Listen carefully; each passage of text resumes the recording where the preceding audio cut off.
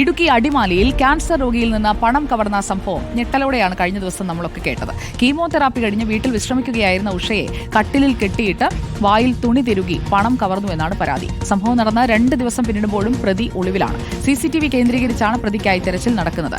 ഇതുവരെ പരിശോധിച്ച ദൃശ്യങ്ങളിൽ പ്രതിയുടേതെന്ന് തെളിയിക്കുന്ന ഒന്നുമില്ല. ഉഷയുടെ ജീവിത പ്രാരാബ്ധം കണ്ട് നിരവധി പേരാണ് സഹായവുമായി ഇപ്പോൾ എത്തുന്നത്. നമുക്കൊപ്പം ഉഷ ചേരുകയാണ് തത്സമയം. നമസ്കാരം ഉഷ ചേച്ചി.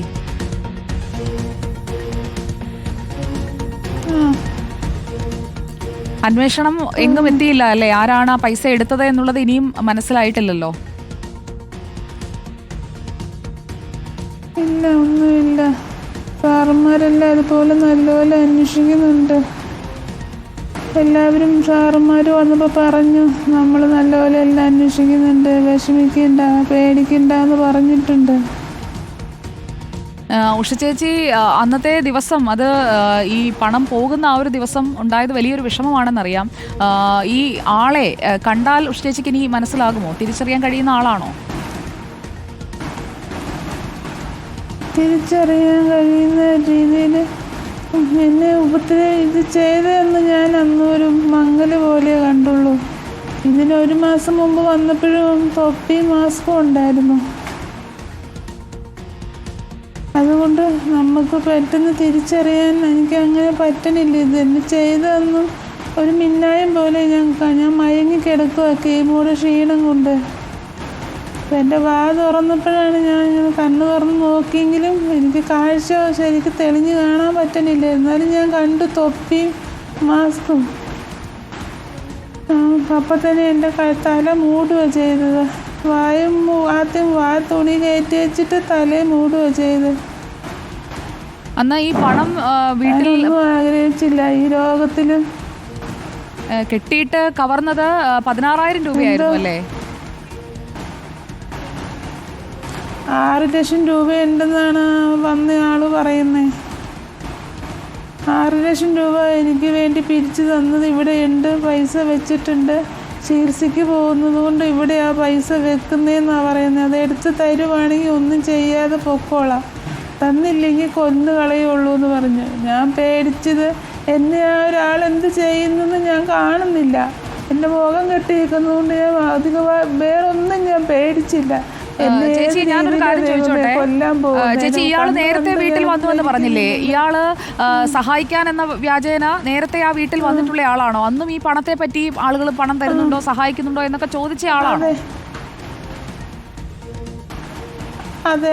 ആ പയ്യൻ ഒരു 10-26 വയസ്സ് തോന്നുള്ളൂ. അന്ന് കണ്ടപ്പോൾ അന്ന് എന്നോട് പറഞ്ഞ് ഉഷ ചേച്ചി അല്ലേന്നും ചോദിച്ച് എനിക്ക് കീമോയുടെ ചൂട് കൊണ്ട് ഞാൻ വെളിയിൽ തണുപ്പ് കൊള്ളാനിരിക്കുമായിരുന്നു. അന്നേരമാണെങ്കിൽ നടന്നു വരുന്ന ഒച്ചയായിട്ടും ചാഞ്ഞ് നോക്കി, ചെരുപ്പിൻ്റെ ഒച്ചയായിട്ട് ആയിരുന്നു. അപ്പോൾ നോക്കിപ്പോയി പയ്യൻ വരുന്നു, തൊപ്പിയുണ്ട്, മാസ്കും ഉണ്ട്. അപ്പോൾ ഞാൻ വാതിക്കേന്ന് കസേര വലിച്ച് നീക്കിയിരുന്നു. അപ്പോൾ അവനങ്ങ് നീങ്ങി നിന്നു. ഉഷ ചേച്ചി അല്ലേന്ന് ചോദിച്ചു. ഞാൻ അതേന്ന് പറഞ്ഞു. അപ്പോൾ പറഞ്ഞു, ചേച്ചി എന്നെ ഓർമ്മയുണ്ടോ? ഞാൻ പറഞ്ഞു, ഇല്ല മോനെന്ന് പറഞ്ഞു. ചേച്ചിക്ക് വേണ്ടി ഞങ്ങൾ ഒരുപാട് കഷ്ടപ്പെടുന്നതാണ്, ഒത്തിരി കഷ്ടപ്പെട്ട് പൈസകളൊക്കെ പിരിക്കുന്നു, ഒത്തിരി പാട് ഞാനൊക്കെ പെടുന്നുണ്ട്. ഞാനിവിടെ വന്നിട്ടുമുണ്ട്. കാരണം ചേച്ചി വിഷമിക്കേണ്ടാട്ടോ, അസുഖമൊക്കെ ഭേദമായിക്കോളും. പക്ഷേ ഞാനൊന്ന് ചോദിച്ചോട്ടെ, ഇത്രയും അടിമാലിലൊക്കെ പൈസയൊക്കെ പിരിച്ചിട്ട് എത്ര ലക്ഷം കിട്ടിയെന്നറിയാമോ എന്ന് ചോദിച്ചു. ഞാൻ പറഞ്ഞു, എനിക്കറിയില്ല, എൻ്റെയും മെമ്പറിൻ്റെയും അക്കൗണ്ടിലാണ് പൈസ, മെമ്പറാണ് ഇട്ടേങ്ങനെ. ഞാൻ പൈസ അവരെടുത്ത് തന്ന് നമ്മൾ ഹോസ്പിറ്റലിൽ പോകുന്നു, അല്ലാതെ അറിയില്ല മോനെന്ന് പറഞ്ഞു. ഞാൻ പറഞ്ഞു, വിഷമിക്കണ്ട, ഞങ്ങൾ ഒത്തിരി പൈസ ഇനിയും പിരിക്കുന്നുണ്ട്. പക്ഷെ പൈസ പിരിക്കണതൊക്കെ സൂക്ഷിച്ചുകൊണ്ട് വെക്കണം, അനാവശ്യമായിട്ട് ചിലവാക്കി ഒന്നും കളയരുതെന്ന് പറഞ്ഞു. അപ്പോൾ എൻ്റെ കഴുത്തിലൊരു കൊള്ളില്ലാത്ത മാല കിടപ്പുണ്ടായിരുന്നു. അപ്പോൾ എന്നോട് ചോദിച്ചു, ഈ മാല സ്വർണ്ണമാണോ എന്ന്. ഞാൻ അല്ല മോനെ, സ്വർണ്ണമല്ല, ഞാൻ ആശുപത്രിയിൽ മറ്റു കൊള്ളില്ലാത്ത മാല ഇട്ടതാണെന്ന് പറഞ്ഞു. അങ്ങനെയൊന്നും ചെയ്യില്ല കേട്ടോ, പൈസ നമുക്ക് പിരിച്ച് തന്നവർ ഓർക്കും, നമുക്ക് തന്നെ പൈസയും കൊണ്ട് നമ്മൾ സ്വർണ്ണമൊക്കെ മേടിക്കുക, അത് ഊർത്ത് കളയുക. കാരണം അതൊന്നും ചെയ്യില്ല, പൈസ മാത്രം സൂക്ഷിച്ച് വെക്കുക, ആശുപത്രിയിൽ കൊണ്ടുപോവുക, ഇതെങ്ങനെയൊക്കെ ചെയ്യണം. ഇനി ഇവിടെ ആരൊക്കെ ഉണ്ടെന്ന് ചോദിച്ചു. ഞാൻ പറഞ്ഞു, ചേട്ടനും കൊച്ചും. ഞാൻ മറന്നുപോയി, എല്ലാം എനിക്കറിയാവുന്നതായിരുന്നു, ഞാനത് മറന്നുപോയിട്ടാ. അപ്പോൾ ഇവർ എവിടെയാണ് പോണേ എന്നാന്നെല്ലാം ചോദിച്ചപ്പോൾ ഞാൻ കാര്യം പറഞ്ഞു. അതും ഞാൻ മറന്നുപോയി, അന്നെല്ലാം അറിഞ്ഞതായിരുന്നു, അതും ഞാൻ മറന്നുപോയി എന്ന് പറഞ്ഞു. അപ്പോൾ ഞാൻ പറഞ്ഞു, മോനെ ഞാൻ കണ്ടിട്ടില്ല, മാസ്ക് ഒന്ന് മാറ്റുമോ, എനിക്ക് പരിചയമുണ്ടോയെന്ന് അറിയാമല്ലോ. അയ്യോ പറഞ്ഞു വേണ്ട കീമോ കഴിഞ്ഞ് വന്നിരിക്കുന്ന ആൾക്കാരുടെ അടുത്ത് എനിക്കാണ് പനിയാണ്, ഞാനൊരു സുഹൃത്തിനെ കാണാൻ അപ്പുറം വന്നപ്പോൾ ഇതിലേക്ക് വന്നതേ ഉള്ളൂ, അത് കാരണം ഒന്നും മാറ്റണ്ട. ഞാൻ പറഞ്ഞു കുഞ്ഞകത്തുണ്ട് അവളെ വിളിക്കാമെന്ന് പറഞ്ഞു. വേണ്ട വിളിക്കുകയൊന്നും വേണ്ട, ഞങ്ങൾ അടുത്ത കീമോ എന്നാന്ന് ചോദിച്ചു. നമുക്ക് കീമോയുടെ ഡേറ്റ് പറഞ്ഞു, 14-ാം തീയതി എനിക്ക് കീമോയാ കഴിഞ്ഞ മാസത്തെ. വിഷമിക്കണ്ട കേട്ടോ, ഞങ്ങൾ ചേച്ചി അപ്പോൾ അക്കൗണ്ടിൽ നിന്ന് പൈസ എടുത്ത് വീട്ടിൽ വെച്ചോ, ഇനിയിപ്പം ഞങ്ങൾ കൊണ്ടുവന്നില്ലെങ്കിലോ, അത് കാരണം ഞങ്ങളും പൈസയും കൊണ്ട് വരാം, എന്നാലും അക്കൗണ്ടിൽ കിടക്കണ പൈസ എടുത്ത് വെച്ചോ ഹോസ്പിറ്റലിൽ പോകാനായിട്ട്, ഞങ്ങൾ കൊണ്ടുവരുന്ന ഇനിയിപ്പോൾ ഞങ്ങൾക്ക് വരാൻ പറ്റിയില്ലെങ്കിലോ, എന്നാൽ ഞാൻ അങ്ങനെ വെച്ചോളാം മോനെ, ഞങ്ങൾ കൃത്യമായിട്ടും തലേ ദിവസം വന്നേക്കാം കേട്ടോ, വിഷമിക്കൊന്നും വേണ്ട, ഞങ്ങളെല്ലാ സഹായവും ചെയ്യുന്നുണ്ടെന്നും പറഞ്ഞ് പോയതായിരുന്നു അന്ന് ഞാൻ കയറി അങ്ങ് പോയി കഴിഞ്ഞപ്പോൾ പുറകിന്ന് നോക്കിയപ്പോൾ മുടിയൊക്കെ ഇങ്ങനെ പറ്റേ വെട്ടിയിരിക്കുന്നതാണ് കണ്ടേ. അന്നേരം കണ്ണു ശരിക്കും ഇങ്ങനെ നമ്മൾ അങ്ങനെ കവലും കാണത്തില്ല, തൊപ്പി നീണ്ടു നിൽക്കുകയല്ലേ ഫ്രണ്ടിലോട്ട്, മാസ്ക് മൊത്തം ഇങ്ങനെ കയറ്റി വെച്ചേക്കുക. എനിക്ക് വയ്യാത്തത് കൊണ്ടാണ് മാസ്ക് മാറ്റാത്തതെന്നാണ് അന്ന് ആ കൊച്ചു പറഞ്ഞത്. പക്ഷെ അതിനുശേഷമാണ് ഇപ്പൊ ഈ കഴിഞ്ഞ ദിവസം വന്നത്. അപ്പോ ഈ കീമോ കഴിഞ്ഞ് വരുന്ന ദിവസം ആ ക്ഷീണം ഉണ്ടാകുമെന്നൊക്കെ അറിഞ്ഞ് അങ്ങനെ ആ ദിവസം തെരഞ്ഞെടുത്ത് വന്നതായിരിക്കും അല്ലേ? അപ്പോൾ അങ്ങനെ ആവാനാണ് സാധ്യത. ഇന്നലെ മിഞ്ഞാന്ന് എന്നെ വേറെ അമിതമായിട്ടൊന്നും ഉപദ്രവിച്ചില്ല. അവർ ചെയ്ത് ഞാൻ വഴങ്ങി കൊടുക്കും, എനിക്ക് തളർന്ന് കിടക്കണം, എനിക്കൊന്നും അവരെ ഒന്ന് തൊടാൻ പോലും എനിക്ക് സാധിക്കുന്നില്ലായിരുന്നു. അപ്പോൾ ഒരു പ്രാവശ്യം മാത്രം സൗണ്ട് നല്ലപോലെ പറഞ്ഞു, ബാക്കിയൊക്കെ ഇങ്ങനെ ഇറുമി കടിച്ചു പിടിച്ചാണ് പറയണേ. 6 ലക്ഷം രൂപ നിനക്ക് ഞങ്ങൾ തന്നതാടി തള്ളേന്ന് പറഞ്ഞത് മാത്രം തെളിഞ്ഞ് പറഞ്ഞു, ബാക്കിയൊക്കെ കടിച്ചു ഇങ്ങനെ ഇറുമി പിടിച്ചാണ് പറഞ്ഞേ, തെളിഞ്ഞല്ല പറഞ്ഞേ. വീട്ടിലപ്പോൾ എത്ര പൈസ ഉണ്ടായിരുന്നു ചേച്ചി? അവർ വന്ന് എടുത്തുകൊണ്ട് പോയി വീട്ടിലപ്പോൾ എത്രയുണ്ടായിരുന്നു കയ്യിൽ പൈസ? ഇവിടെ കയ്യിൽ 17,000 രൂപ ഉണ്ടായിരുന്നു രാവിലെ. കൊച്ചിന് 500 രൂപ വണ്ടിക്കാശും കൊടുത്ത് വിട്ടിട്ട് ബാക്കി 16,500 രൂപ.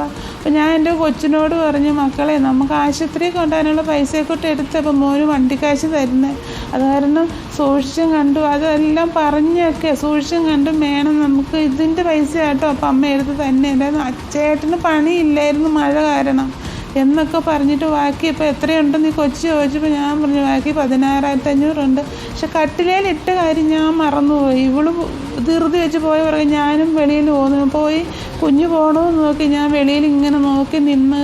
അത് കഴിഞ്ഞിട്ടാണ് ചേട്ടൻ പോയപ്പോഴും ഞാനവിടെ നോക്കി നിന്നിട്ട് ഞാൻ കയറി വന്നു. കുറേ നേരം കഴിഞ്ഞപ്പോഴാണ് എനിക്ക് ഛർദ്ദിക്കാൻ വന്നപ്പോൾ കട്ടിൽ പോയി കിടന്നു, തോർത്ത് ഇങ്ങനെ വെച്ചു, തുപ്പല ഇങ്ങനെ ഒഴുകി ചാടും, കീമോ കഴിഞ്ഞ് വന്ന അതും വെച്ചുകൊണ്ട് കിടന്ന് മയങ്ങിയത് ഞാൻ ഓർക്കണുള്ളൂ. എൻ്റെ വലിച്ചു തുറന്നപ്പോൾ അന്നേരമാണ് ഞാൻ അങ്ങനെ നോക്കുന്നത്. എന്നാലും എനിക്ക് നോക്കാൻ നോക്കിയപ്പോൾ ഇത് കണ്ടപ്പം ഒന്നുകൂടെ തളർന്നു പോയി ഞാൻ. എന്തായാലും ആ ആൾക്കാരുള്ള അന്വേഷണം ഇപ്പോൾ നടക്കുകയാണ്. നമുക്ക് അന്വേഷണത്തിന്റെ വിവരങ്ങളൊക്കെ നമ്മൾ കൃത്യമായി എത്തിക്കാം. അതുപോലെ റിപ്പോർട്ടറിലൂടെ കൂടുതൽ ആളുകളിലേക്ക് ചേച്ചിക്ക് ചികിത്സയ്ക്ക് ആവശ്യമായിട്ടുള്ള സഹായം എത്തിക്കുന്നതിന് അക്കൗണ്ട് നമ്പർ അടക്കം നമ്മളിപ്പോൾ നൽകുന്നുണ്ട്. ഇന്ന് പെരുന്നാൾ ദിനമാണ്, അതുകൊണ്ട് തന്നെ കൂടുതൽ പേർ സഹായവുമായി എത്തും. ചേച്ചി ഒന്നുകൊണ്ടും വിഷമിക്കേണ്ട. 16,500 രൂപയിലേ പോയുള്ളൂ. ചേച്ചിക്ക് സമാധാനമായി ചികിത്സ തുടരാനായിട്ടുള്ള എല്ലാ സൗകര്യവും. എൻ്റെ മക്കളെ എനിക്കൊന്നും വേണ്ട. ഞാനിന്ന് എപ്പോഴും മരണം കാത്തു കഴിയുന്ന ഒരാളാണ്. എന്തുപോയ ആളെ എൻ്റെ കുഞ്ഞിന് ജീവിക്കണം. എൻ്റെ ചേട്ടനും എൻ്റെ കുഞ്ഞും മാത്രമേ ഉള്ളൂ. എന്നെ ഡോക്ടർമാർ പല പ്രാവശ്യം വിധി എഴുതി വിട്ടതായി. അടിമാലിലെ നല്ലവരായ നാട്ടുകാരുടെ സഹായം കൊണ്ടാണ് ഞാൻ ഇന്ന് രക്ഷപ്പെട്ടിരിക്കുന്നത്. അടുത്തുള്ള വീട്ടിലെ ആ കൊച്ചു അവൻ്റെ അമ്മയും വന്നില്ലായിരുന്നെങ്കിൽ ഞാൻ ജീവിച്ചിരിക്കില്ലായിരുന്നു. ഇത്ര ഒരു വേദന സഹിച്ച് ഈ ജീവൻ പോണ വേദനയാണ്, ക്യാൻസറിൻ്റെ വേദന എന്ന് പറഞ്ഞ് ലോകത്തിൽ ഒരാൾക്കും വരത്തില്ലേന്ന് ഞാൻ പ്രാർത്ഥിക്കുന്നു. എനിക്ക് വന്നതല്ല ഞാൻ കരുതുന്നത്. എന്നിട്ട് എൻ്റെ കുഞ്ഞിന് ജീവിക്കണം. ഞാൻ ഏത് നിമിഷവും മരിക്കാൻ വിധിക്കപ്പെട്ട ഒരാളാണ് ഇപ്പോൾ.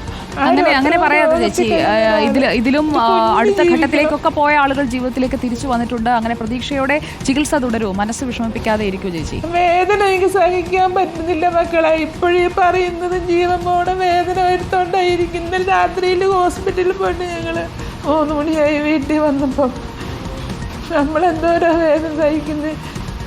ആ പൈസ ഇല്ലായിരുന്നെങ്കിൽ ദയവായിട്ട് ആരും കൊണ്ടു തന്ന പൈസയാണേലും ആ പൈസ ഇവിടെ ഇരുന്നത് കൊണ്ട് എന്നെ കൊല്ലാതെ വിട്ടു.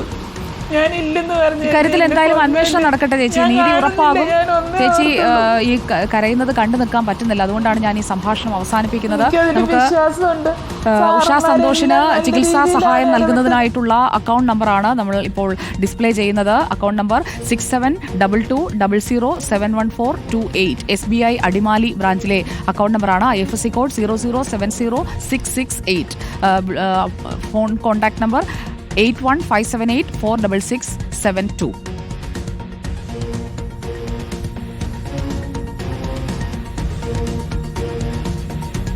എന്ത് കഷ്ടമാണല്ലേ ഉഷ ചേച്ചിയെ ഇങ്ങനെയൊക്കെ ഒരു രോഗബാധിതയായ ചികിത്സ തുടരുന്ന കീമോ ചെയ്തുകൊണ്ടിരിക്കുന്ന ഒരാളുടെയൊക്കെ വീട്ടിൽ കയറി പണം എടുത്തവനൊക്കെ ഉണ്ടല്ലോ.